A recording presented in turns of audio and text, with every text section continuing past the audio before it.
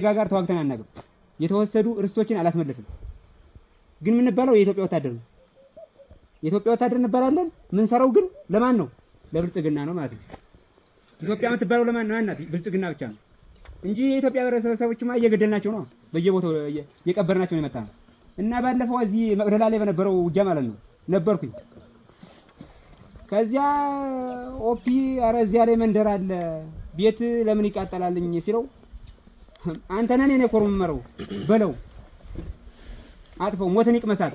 እኛ ሚሊተሪ የለበስነው ብቻ አይደለም ምን ሞተው እነሱ መሞት አለበት እያለ ነው ሲሰብክ ነበር ማለት ነው። በለው የእሱ አጨብጫቢ ነው እያለ ማለት ነው። እና እዚህ መጥቶ ሲሰብካችሁ ፋኖ ሲጠፋ ድረስ ነው እንጂ አንተን የቀን ሰራተኛ ሆነ ራሱ የሱ ግራጣይ ሆነ ራሱ እንድትሮጥ አይፈቅድልህ በቦታ ላይ ማለት ነው። እኔ ነገ ማልዳ እግሬ ቢቆረጥ ለማይሆኛ እንድንወር ራሱ አይፈቅድልኝ። ተግሬው ተቆርጦ ራሱ ማለት ነው እንድጠፋ ነው የሚፈልገው ፈጽሞ። ታላቋን የራሱን ኦሮሚያን ታሪክ የለም የራሱን ታሪክ ለምን ለማለት ነው በዚህ ጊዜ ይሄንን አረገ እንዲባል ማለት ነው።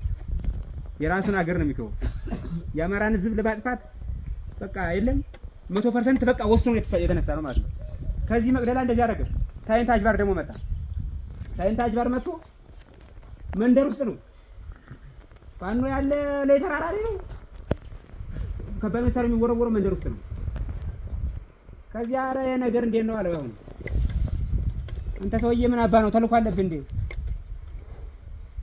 በለው እያልኩ እኮ ነው። ይቃጠል ቤቱ ማለት ነው። ይቃጠል አቃጥለዋል። የተቃጠለ ቤት አለ እዚህ። ይሄ ውሸት አይደለም ትሰማላችሁ። አዎ ይሄ ሀቅ ነገር ማለት ነው። እኔ ሞሾ ነገር የለኝም። ነገር ለግንባር ጥይቴን ስለምሰጥ ማለት ነው። እዚያ ተቃጠለ። መጨረሻ ላይ ቦታውን ተቆጣጠሩ መከላከያዎች ማለት ነው። ምክንያቱም ፋኖ የለም አዚያ የሚተኮስበት ቦታ እኮ ፋኖ የለም። መጀመሪያ ዝም ብሎ ነው የሚያጤሰው መሬቱን። ተቆጣጠረ ምን አለ ሲቪሎች አግኝተናል አለ በለው። አልታጠቀም እኮ የእሱ አጨብጫቢ ነው በለው አለ። ወረዳ አስተዳደሩ ነበር አቅነ የምናገረው። እሱ ምን አለ ቤታቸውን ለቀው የተዳሉ ያኮ የሲቪል ቤት ነው የነሱ ቤታቸው ነው ሲል ማለት ነው። አንተ ራስህ እኮ አንድ ጽንፈኛ ነህ አለ። ከዚያ መጨረሻ ላይ ምንድን አደረኩ እኔ መጥቶ ለመጣት ነበር የፈለኩት ሰውየው ማለት ነው። ግን እኔ የቅርብ አጃቢ ብሆንም ማት የሱ ዙሪያ ጥበቆች አሉ ማለት ነው። ማት የሱ ዙሪያ ጥበቃ ስለነበሩ መጥቼ ለመውጣት አልተመቸኝም እንጂ ደፍቼ ለወጣ ነበር የፈለኩት። ምክንያቱም እሱ የት የተወለደ ነው? ቆቦ የተወለደ ነው። የቆቦ ልጅ ማለት ነው። አማራ የአማራ ባንዳ ማለት ነው። አማራ ላይ የሚጫወት ለአማራ ትንሽ እልህ የሌለው እሱ ጦረታ ሊወጣ 2 አመት ነው የቀረው። ጦረታ ከወጣ ደሞዙን ዘላለም ይበላል ማለት ነው።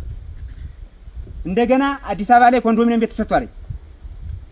ይችን ቤት ላለማጣት ሲል ይችን የዘላለም ደሞዙን እስቲሞት ድረስ ለመብላት ሲል የአማራን ህዝብ ለማስገደል ወስኖ ተነስቷል ማለት ነው።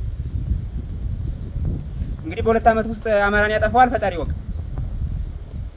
አማራ የማይኖርባት ሀገር እንደማንኛውም ብሔር የማይኖርባት ሀገር ከሆነች ኢትዮጵያ ማለት ነው ብትንትን ትባል። የኛ አባቶች እኮ ናቸው። እኛ እኮ ብዙ እኔ ህፃን ብሆንም ማለት ነው ህፃን ብሆንም እኔ እዚህ ያለው በብዙዋን ማለት ነው በታች ነኝ። ግን እኔ ማለት ነው ብዙ መጽሐፎችን አይቻለሁ።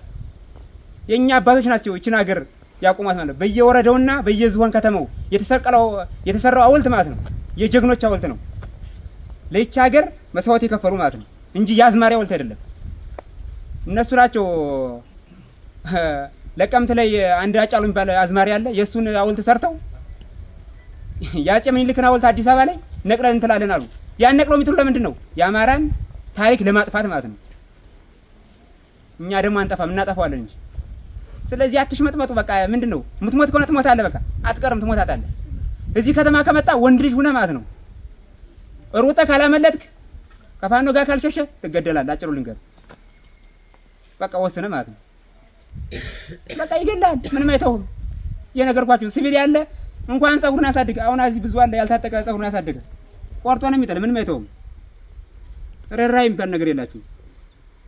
እና ፋኖ ከዚህ በፊት እኔም በውጭኛ ስለምሰማ ማለት ነው ብዙ የለም ከብልጽግናም ራሱ ያቋቋማቸው ነበሩ። እኔ ራሴ ስለማቅ ማለት ነው ራሱ አቋቁሞ ራሱ ተተኳሽ እየሰጣቸው ህዝቡን እንዲያሰቃዩ ፋኖን እንዲያስጠሉ ፋኖ እንዲጠላ ማለት ነው። የኛ አይደለም ፋኖ እንዲባል በአማራ ህዝብ እንዲጠላ ራሱ ያደራጀው ነበር ፋኖን እንዲያፈርስ ማለት ነው። ግን ራሱ ፈርሶ ገብቷል ማለት ነው። አሁን አንድነት ሲመሰረት ደግሞ እምቢ ያለው ደግሞ በየቦታው እየተቆመጠ ነው። ነገም ይቆመጣል። የኔ አክስቴ ልጅ አለ ሌባ ቡድና ያለ ትናንትም ዛሬም እየደወልኩለት ነው። ወይ ወደ ሰፈር ግባ ወይ ተጠርናት ትሞታለህ ብየዋለሁ። ይሞታል። ነገ ማልዳ ሌባ ፋኖ የሚባል እዚህ ምድር ላይ አይፈጠርም። ሁሉም ለአማራ የሚሞት ነው። እኔ አጋጣሚ የተወለድኩት የት ነው? ጎንደር ነው። ግን ጎንደር ተወልጄ ግን ወሎ ላይ ይታገላለሁ። ምክንያቱም እኔ አማራ ነኝ። ደግሞ በማል ምን መተዋል ደግሞ ሙስሊምና ክርስቲያን የሙስሊሞችን ሃይማኖት ለማፍረስ ሙስሊም ፋኖ የለም እንዴ? የለም ይኸውላችሁ ስሙ። ብሔርንና ሃይማኖትን እኮ ለይቶ ማያውቅ ሰው አለ ከኛ ማለት ነው። እሱ ትናንትና ከኛ አማርኛ ለምዶ ማለት ነው። እኛ አማርኛ ለምዶ ተምሮ እሱ ሙስሊምና ክርስቲያን አማራን ሃይማኖትና ብሔርን እንትን የሚል ነው። ክርስቲያንና ሙስሊም ማለት ሃይማኖት ነው። አገር የጋራ ነው። ሃይማኖት ግን የግል ነው ማለት ነው። ሃይማኖትን ማንም አይነካብኝ። ፋኖ መስጊድ አቃጥሏል እንዴ? ፋኖ አዲስ አበባ ላይ መስጊድና ነቅሎ ሆቴል ተክሏል?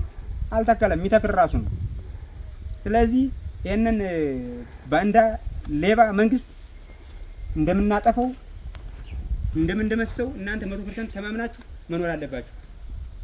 ፈጽሞ በቃ አጥፊ ነው። የአማራ ህዝብ እንዲጠፋ ነው የሚፈልገው። 2014 እና 15 እኮ እቅድ አውጥቷል። እቅድ ያወጣ ማን ነው? ቅድሚያ የአማራን ህዝብ ይዞ ትግራይን ማጥፋት። ሁለቱ ብሔር ናቸው የሚያይሉት። እነሱን ካጠፋ በኋላ ምን ማድረግ አለበት? ገልብጦ ከአማራ የተወሰኑ ባንዶችን ይሰበስብና ከጎኑ አድርጎ ለመረጃ ማለት ነው የአማራን ህዝብ መቅበር። አዚያ ታላቋ ኦሮሚያ ግን መመስረት ማለት ነው። አይመሰርታትም። እንቃጠላለን፣ እንነዳለን። እሱ ይሞት ከሆነ እኛም እንሞታለን እንጂ አንኖርም። ለዚህ ነው እና ይሄ ነው ያው ዙሮ አዚያው ስለመቀጥል ከእንግዲህ በኋላ እንገናኛለን። አብረን የምንኖረው ሳለን ድረስ እኔ የአማራ ህዝብ ነፃ ሳይወጣ ወደ እናቴ ቤትም አልገባም። ሞራል እስኪ ወደ እናቴ ቤት አልገባም። ለትግል ጓዶችም ማስተላልፈው ካሁን ቀን ሰዓት ጀምሮ ማለት ነው የአማራ ህዝብ ነፃ ሳይወጣ ወደ ቤተሰብ እንኳን መግባት ይቅርና ብሰዋ ራሱ እንዳይቀብሩኝ። ሞራል